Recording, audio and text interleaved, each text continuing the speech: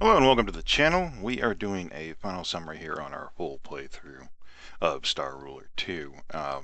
We're basically going to start a new series with it because this one's basically become overly predictable. What we've done since the last summary was we started to expand both diplomatically by annexing systems all the way up on our northern and southern fronts here, and militarily. We've played with some of the ship designs, and we've got some really good ship designs both for support and capital ships now that are highly effective. We've done some testing of the planet busters, and of course we have been fighting in the second galaxy as well. Basically, on normal AI settings, they do not give enough resistance for the diplomatic sections. When I go to annex a system, if I throw 30 some points of support towards the annexation of the system, I'm pretty much going to get it regardless, even though they should have more than enough influence points and cards to counter that, especially when you have multiple species that are countering it. So on normal settings, the AI is not challenging enough for the diplomacy. It basically just becomes a whore influence and use that to purchase every system as you just go through.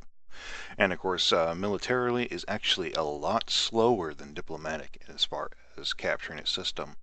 For example, you have to spend a large amount of resources, or supply rather, to capture one planet. Let's see if I can locate one of my ships here. See, you'll end up spending almost 6k supply. It doesn't seem like much. It takes a minute and 30 seconds for that. But then you don't always seem to have the option to capture a planet. So once we capture that planet, we'll have to wait a as yet undetermined amount of time just to capture another planet in the system.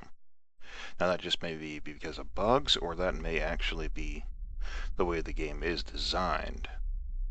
Now this is one of my custom ship designs. This is actually a weaponless capital ship. It's a carrier that has a cloaking mesh all the way around it, and then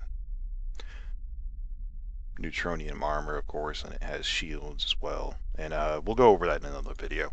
But basically what we have is we have these massive war fleets that just can't be stopped,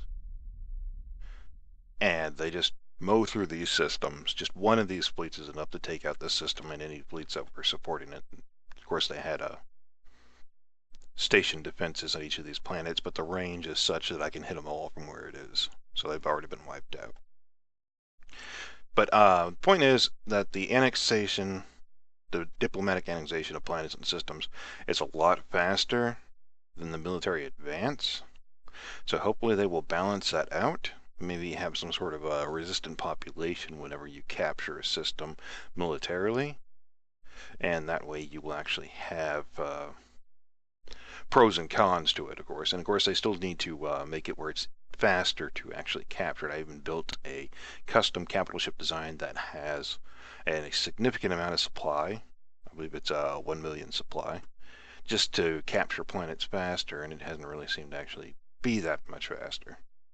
Alright, as far as the military response for the normal AI, it has been minimal. They've been doing a lot of hit and run tactics with their fleets down here in the other galaxy, and that was fairly impressive because they've been engaging some pretty decent fleets I had over here. None of the newest ship designs, but like the Ixion free ships that you get from the shipyard event.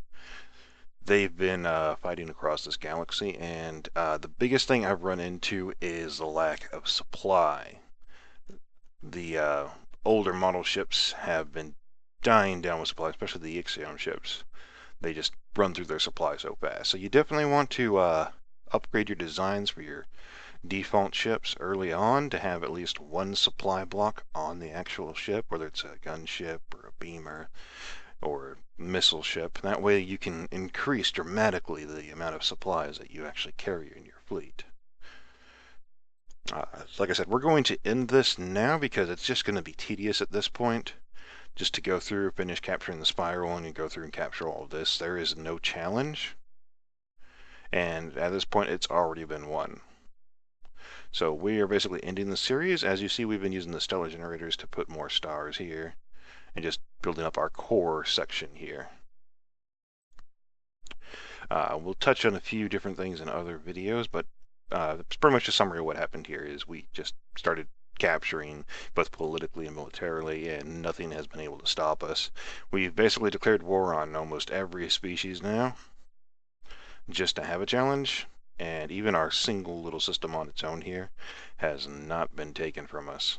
They are not aggressing outside of the secondary galaxy here. So, the next game we're going to start up, we're going to do something I've been thinking about since starting this series, and that's basically we're going to do very large systems with a very large number of planets and fewer systems altogether. That way your fight between systems is going to be a bit more intense. It's going to be heavier and more protracted, of course.